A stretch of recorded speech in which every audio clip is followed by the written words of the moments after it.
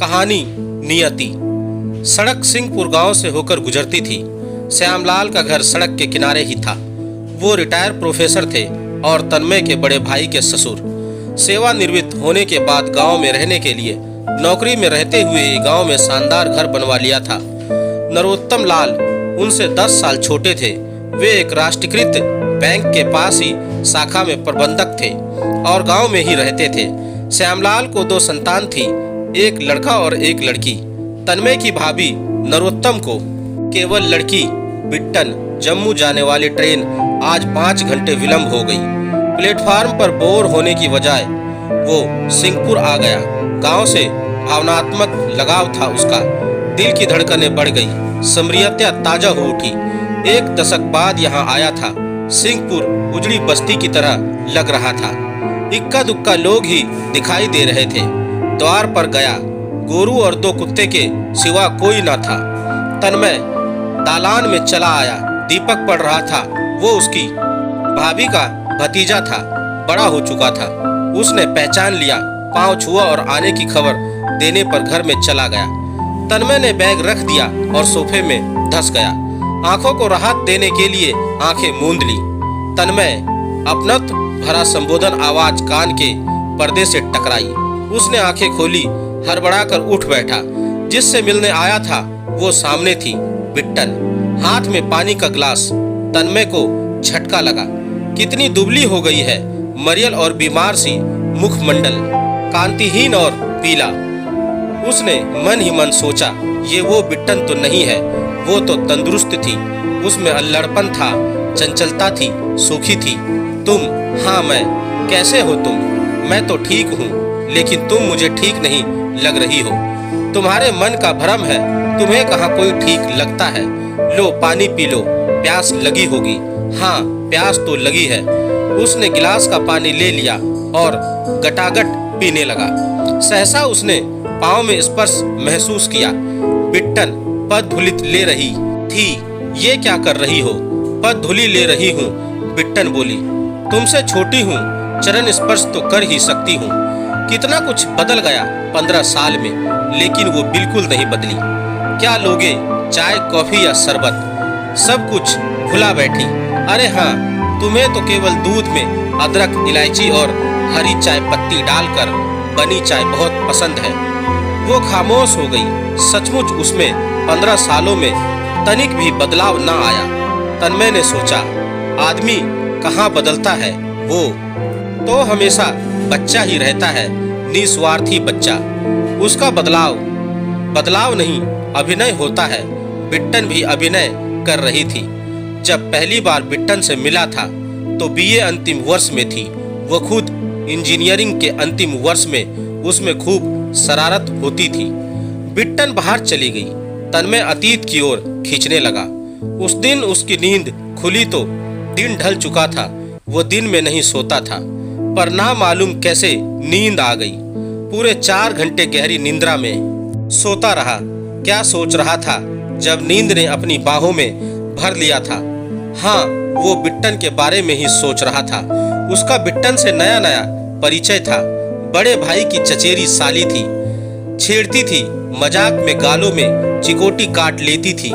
एक बार तो उसके भी हाथ चुटकी काटने के लिए उसके गालों तक पहुंचे थे, फिर रुक गए। स्पर्श भर कर पाया था, हाथ ही आगे न बढ़े और तब तक वो भाग गई। मजाक में भी उसे ही झेपना पड़ता। उसने महसूस किया कि लड़कियां जल्दी बेतकल्लुफ हो जाती हैं, लड़के नहीं। वे डरते हैं कहीं लड़की अन्यथा ना ले ले। नींद खुलने पर वो चारपाई से उठा, हड्डियां चटकाया। नींद से उठने के बाद हाथ मुंह धोने की आदत थी। पानी के लिए घर में गया। हैंडपंप आंगन में था। आंगन में कहकहे लग रहे थे। भाभी सहेलियों से घिरी थी। गौने के पूरे 2 साल बाद पीहर आई थी, इसलिए 4 दिन बाद भी सहेलियां घेरे थे। वे मीठे अनुभवों और रोचक स्मरणों को सविस्तार सुना रही थी। उसी पर सहेलियां ठहाके लगा रही थी। आंगन में पहुंचते ही युवतियां उसको देखने लगी। इस तरह देखना उसे अटपटा लगा। उनको अनदेखा कर हैंडपंप पर हाथ मुंह धोया और दालान में आ गया। दर्पण के सामने खड़ा होकर कंघी करने लगा। सहसा उसे बालों के बीच लाल सा दिखा। उसे संदेह हुआ और करीब से देखा, वहां सिंदूर था। किसी ने बालों में सिंदूर डाल दिया था। ये क्या मजाक है। उसे क्रोध आ गया। जान गया शरारत किसकी है। बदला लेने का फैसला कर लिया। धीरे से घर में गया। सिंगारदान से सिंदूर की डिब्बियां लेकर जेब में रख ली और वापस आ गया। दालान के बगल का कमरा खुला था। अंदर देखा, बिट्टन थी। सच संवर रही थी। वो दरवाजे से सटकर खड़ा हो गया। उसके संवरने में बांधा नहीं डालना चाहता था। अंत में दर्पण में खुद को देखकर बिट्टन मुस्कुराई। नहीं पता था जिसके लिए सच संवर रही है वो पास ही खड़ा है। उठने वाली थी कि तन्मय दबे पांव अंदर आ गया। दबे पांव ही उसकी ओर बढ़ा और चीते से फुर्ती से एक चुटकी सिंदूर उसकी मांग में डाल दिया। वो चौंक पड़ी। उसके बालों में सिंदूर देखकर हंस पड़ी। बड़ी दिलकश मुस्कान थी। अपने बालों को तो देखो, किसी ने सिंदूर डाल दिया है। लड़की लग रहे हो। सिंदूर डालते ही तन्मय को होश आया कि क्या कर बैठा, पर तीर कमान से निकल चुका था। उसे कांट मार गया। सहसा बिट्टन की नजर उसकी उंगलियों पर पड़ी। सिंदूर देखकर लरज पड़ी।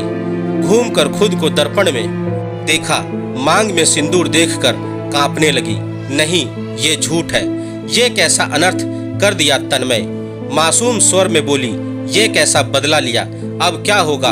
वो फूट फूट कर रोने लगी। तभी बुआ पहुंच गई। क्या हुआ बेटा, रो क्यों रही हो। उनकी नजर बिट्टन की मांग पर पड़ी।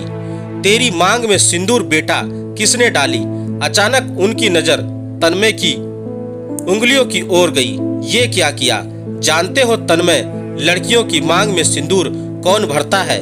उसका पति मांग में सिंदूर भरकर अर्धांगिनी बनाता है और घर ले जाता है। क्या ये सब कर सकोगे। नहीं ना, फिर अनर्थ क्यों किया। जानते हो इसने सिंदूर क्यों डाला था। थोड़े परिहास के लिए तुम लड़के हो, फर्क नहीं पड़ता, लेकिन तुमने क्यों किया। इसका जीवन नरक कर दिया। तुम भूल क्यों गए कि ये लड़की है। बिट्टन बिलख रही थी। तन्मय ग्लानि से भर उठा। भारी भूल कर दी थी। पछतावा हो रहा था, किंतु जो कुछ कर बैठा था वो वापस भी तो नहीं हो सकता था। बिट्टन का कंदरन उसके सब्र की तमाम दीवारों को धाराशायी कर गया। उसे रोना आ रहा था, लेकिन ऊपर से वो बुद्ध ही बना रहा। मुझे माफ कर दो, तुम्हारा अपराधी हूँ। तुमने मजाक किया, मैं विवेक ही खो बैठा था। बड़ा अनर्थ हो गया। प्लीज रो मत, मुझसे और नहीं सहा जा रहा। तुम्हारे पांव पड़ता हूँ, क्षमा कर दो। तन्मय कातर स्वर में बोला। उसके पांव पकड़ लिया, लेकिन वो पीछे हट गई। तुम्हें क्या माफ करूंगी। तुमने उसकी मांग में सिंदूर भरा है। अब तुम ही उसके धर्म पति हो। बुआ बोली, धर्मपति। हालांकि उसे बिट्टन पसंद थी, मन ही मन चाहता था। दोनों की शादी में कोई बाधा ना थी। उसकी शादी की चर्चा कई बार चल भी चुकी थी, लेकिन नरोत्तम लाल उसे पसंद नहीं करते थे। उन्होंने रिश्ते की संभावना को ही खारिज कर दिया। तर्क दिया कि एक घर में दो बेटियों की शादी नहीं होगी। रुको, मैं नरोत्तम को बुलाती हूँ, उन्हें बताना जरूरी है, वही भूल सुधार करेंगे। बुआ बाहर चली गई। मैं तुम्हारा गुनाहगार हूँ बिट्टन, गलती हुई है। इसका भूल सुधार यह है कि मैं तुम्हें धर्मपत्नी के रूप में स्वीकार कर दूं। हाँ बिट्टन, मेरे जीवन में अब किसी और लड़की के लिए स्थान नहीं। अगर तुम मेरी धर्मपत्नी हो गई तो मैं भी तन मन धन से तुम्हें जीवन संगिनी स्वीकार करता हूँ। संभव है कि तुम्हारे पिता मुझे ना स्वीकारें। अगर उनकी जिद के कारण शादी ना हुई तो मैं आजीवन शादी नहीं करूँगा।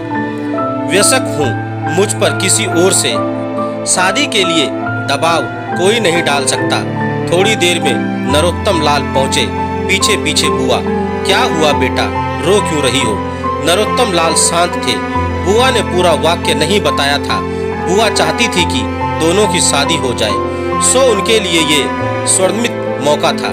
पिता को देखकर बिट्टन का सब्र टूट गया। लिपट कर रोने लगी।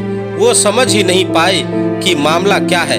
हमेशा चहकने वाली लाडली रो क्यों रही है। ऐसा क्या हो गया कि लाडली ऐसे रो रही है। सहसा नजर बिट्टन के बाल सहलाते अपनी उंगली पर पड़ी। वे चौंक पड़े। हाथ में सिंदूर था, बेटी की मांग में भी सिंदूर। विद्युतीय रफ्तार से तन्मय को देखा। उसके दाहिने हाथ की उंगलियां लाल थी। उन्हें समझते देर न लगी। आपा खो बैठे और करारा तमाचा तन्मय के चेहरे पर पड़ा। आ गया ना अपनी औकात पर। अरे नरोत्तम, क्या कर रहे हो? घर के दामाद पर हाथ उठा रहे हो। चुप रहो बहन, तुम कुछ भी बोलती हो। देख रही हो ये दामाद बनने लायक है, ये तो क्रिमिनल है। तन्मय लड़खड़ा कर गिरा, फिर दरवाजे से टकराया। आंख के ऊपर की त्वचा कट गई, होंठ कट गए। उसके मुंह और सिर से खून निकलने लगा। तन्मय बीमारी से उठा था, शरीर भी कमजोर था, होश खो बैठा। तभी भाभी पहुंची। देवर की हालत देखकर उन्होंने उत्पात मचा दिया। घर में कोहराम मच गया। संयुक्त परिवार में दरार पड़ गई। तन्मय डॉक्टर के पास ले जाया गया। मरहम पट्टी और डॉक्टर ने नींद की गोली दी ताकि दर्द महसूस ना हो। उसके बाद तन्मय रात भर सोता रहा। श्यामलाल को भी लगा कि तन्मय की हरकत पर नरोत्तम की प्रतिक्रिया स्वाभाविक थी। उन्होंने तन्मय व बेटी को भेजने के लिए जीप बुक कर दी। जाते समय परिवार के सभी सदस्य विदा करने आए, लेकिन ना तो बिट्टन थी और ना ही नरोत्तम। लोग खामोशी ओढ़े थे, कोई भी कुछ न बोल रहा था। जैसे ही जीप चली, उसकी भाभी फूट फूट कर रोने लगी। पीहर से नाराज होकर अपनी ससुराल जा रही थी। अब ना मालूम कब मायके आना होगा। वो घटना दोनों परिवारों के रिश्ते में गांठ सी बन गई। 3 साल तक कोई संपर्क नहीं हुआ। इस दौरान तन्मय की भाभी ना तो मायके गई और ना ही मायके से कोई आया। नरोत्तम लाल जिद्दी इंसान थे। बिट्टन इकलौती बेटी थी। वे उसकी शादी बड़े घर में करना चाहते थे, इसलिए तन्मय से रिश्ते के लिए तैयार नहीं हुए। परिजनों ने लाख समझाया पर वो ना माने। उन्होंने बिट्टन की शादी अनियंत्र कर दी। लड़का राष्ट्रीयकृत बैंक में अच्छी पोस्ट पर था, पर शादी के बाद पता चला कि उसका चाल चलन ठीक नहीं था। नशाखोरी समेत कई बुरी आदतें थी। शराब पीकर बिट्टन को यातनाएं देता था। बिट्टन थी भारतीय लड़की, लेकिन सौभाग्यवानी थी। उस पति के साथ जिंदगी गुजारना असंभव लगा। मायके आई और नरोत्तम लाल को वृत्तांत सुना दिया। नरोत्तम लाल को अपने फैसले पर पछतावा हो रहा था। वो चाहते थे कि बेटी उस शराबी के चंगुल से बाहर आ जाए, इसलिए तलाक का मुकदमा दायर करना चाहते थे। इसके सिलसिले में अदालत जा रहे थे, लेकिन रास्ते में ही उनकी कार को एक ट्रक ने टक्कर मार दी। हादसे में उनकी घटना स्थल पर ही मौत हो गई। बिट्टन पर दुखों का पहाड़ टूट पड़ा। बलियावस्था में माँ काल कबलित हो गई थी। अब सिर से बाप का साया भी हट गया। बिट्टन बहादुर लड़की थी, पर उसने उसे बेचारी बना दिया। श्राद्ध में बिट्टन के ससुराल से कोई नहीं आया। इससे बिट्टन और दुखी हुई। पति की बुरी आदतों के बाद भी कहीं कहीं उम्मीद थी कि वो बुरी आदतें छोड़ देगा और उनका वैवाहिक जीवन सामान्य हो जाएगा, पर किसी के न आने से निराश हो गई। दिन भर रोती रही। तन्मय ने रोते हुए देखा तो कॉलिंस हो गया। श्राद्ध के दूसरे दिन बिट्टन पास आई। कुछ कहना चाहती थी, पर कुछ बोल ना पाई। उसकी आंखों से 2 बूंद मोती गालों पर लुढ़क गए। तन्मय खुद को रोक नहीं पाया और उसके आंसू पोंछ दिए। बिट्टन फूट पड़ी और उसके सीने पर सिर टिकाकर रोने लगी। तन्मय ने उसका चेहरा हाथों में ले लिया और धीरे से कहा, रो मत, सब ठीक हो जाएगा, मैं हूं ना। बड़ी देर तक दोनों साथ ही रहे। तन्मय ने उसे मास्टर और उसके बाद बीएड करने की सलाह दी। चाहता था बिट्टन अपने पैरों पर खड़ी हो जाए। श्राद्ध के तीसरे दिन तन्मय ने सिंहपुर से प्रस्थान किया। बिट्टन छोड़ने के लिए दूर तक आई। विदा लेते समय पदधूलित ली। तन्मय की इच्छा हुई उसे बाहों में भर ले, लेकिन वो ऐसा नहीं कर पाया। उसके बाद भाभी तीज त्योहार में मायके जाने लगी। उनके बीच संबंध सामान्य हो गए। तन्मय ने IRS की परीक्षा उत्तीर्ण कर ली। आयकर विभाग में नौकरी लग गई। पहली पोस्टिंग जम्मू कश्मीर में मिली। नौकरी में वो बहुत व्यस्त रहने लगा। एक बार भाभी ने बताया कि बिट्टन ससुराल नहीं जाती। मास्टर के बाद बीएड भी पूरी कर लिया। PhD कर रही है। वो किसी कॉलेज में लेक्चरार हो जाएगी। पति से अघोषित तलाक हो गया। पति ने तलाकनामा भेजा तो बिट्टन ने हस्ताक्षर कर दिया। उसके साथ रहना ही नहीं चाहती थी तो तलाक के विरोध का मतलब ना था। बिट्टन को अपने शहर के केंद्रीय सरकारी कॉलेज में लेक्चरार की नौकरी मिल गई। तन्मय ने शादी नहीं की, अनगिनत रिश्ते आए, सबको रिजेक्ट करता रहा। अचानक दीपक के आने से अतीत से तारतम्य टूट गया, वर्तमान में आ गया। उसे लगा कि कल ही की बात है। वो सीलिंग फैन को देखने लगा। कुछ देर बाद बिट्टन 2 कप चाय और प्लेट में बिस्कुट ले आई। एक कप तन्मय को दिया, दूसरा दीपक को। दीपक चाय लेकर बाहर चला गया। और तुम्हारी चाय? अब मैं चाय नहीं पीती। याद करो बिट्टन, अदरक और इलायची की चाय हम साथ साथ पीते थे। तुम्हें अब तक याद है? तुम भी कहाँ भूल पाई हो कई बात को। हाँ, अब भूलने का अभिनय करो तो दूसरी बात। उनके दरमियान गहरी खामोशी पसर गई। तुम भी अपने लिए चाय लेकर आओ। अकेले नहीं पी सकूंगा। अकेले चाय नहीं पी सकोगे तो कंपनी देने वाली का इंतजाम कर लो, शादी कर लो।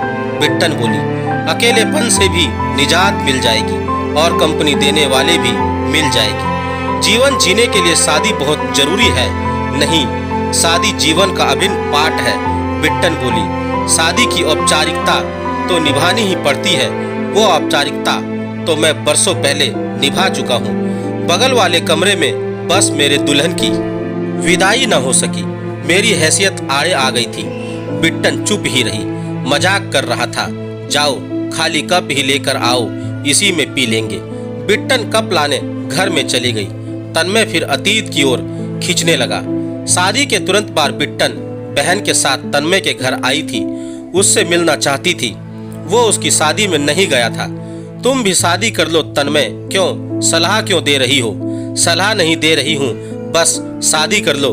अकेलेपन से निजात पाना ही नहीं चाहता। किसी को अकेलापन सलाहता है पर मुझे सुकून देता है। अकेलापन मेरे लिए ईश्वर का दिया अनुपम वरदान है। अकेले में अतीत मेरे साथ होता है, मेरा खूबसूरत अतीत। तो मैं अपने को खूबसूरत अतीत से वंचित कर दूं? तुमने शादी न करने का निर्णय ले लिया, लेकिन तुम्हें नहीं पता, लड़की ये भी नहीं कह सकती, स्वच्छता से निर्णय नहीं ले सकती। जब मेरी शादी तय हो रही थी तब मुझे महसूस हुआ कि स्त्री कितनी कमजोर और लाचार होती है। मेरी शादी कर दी गई, मुझसे पूछा तक नहीं गया कि मुझे क्या पसंद नापसंद है। रो मत, मैं तुम्हें कभी डूबने नहीं दूंगा। तुम्हारी शादी हो गई है तो मैं तुम्हारा नहीं हो सकता, लेकिन मैं अकेला ही रहूंगा ताकि जब तुम्हें मेरी जरूरत पड़े तब मेरे पैरों में कोई बंधन ना हो। तभी बिट्टन चाय लेकर आ गई और सामने वाली चेयर पर बैठ गई। कब तक रहोगे? आज ही जा रहा हूँ। 2 घंटे बाद ट्रेन है। 4 घंटे का टाइम था, सो तुमसे मिलने आ गया।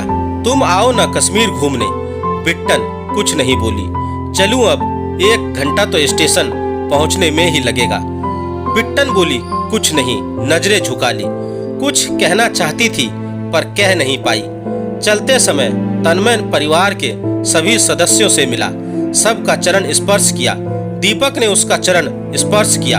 आखिर में बिट्टन भी उसके पास आई, चरण स्पर्श किया। ये क्या कर रही हो? बदधुली ले रही हूँ। बिट्टन की आवाज हलक में फंसी हुई थी। वो स्पष्ट बोल नहीं पाई। काफी कोशिश के बाद उसने पूछा, अब कब आओगे? जब तुम बुला लो, तन्मय परिहास में कह गया। फिर बोला, देखो। वो चल पड़ा। कुछ दूर जाकर पीछे मुड़कर देखा, सब लोग उसकी को निहार रहे थे। द्वार पर बंधे गाय गोरू भी चारा खाना छोड़कर उसी को देख रहे थे। उसका मन भर आया। बिट्टन भी उसे एक गाय की तरह लगी। उसका मन भारी था। शायद यही उसकी नियति थी। दोस्तों, आपको मेरी यह कहानी कैसी लगी? आप मुझे मेरे कमेंट्स बॉक्स में जाकर मुझे बता सकते हैं। और अगर आप मेरे चैनल पर नए हैं तो मेरे चैनल को सब्सक्राइब जरूर करें और बेल आइकन का बटन भी दबा दें। धन्यवाद दोस्तों।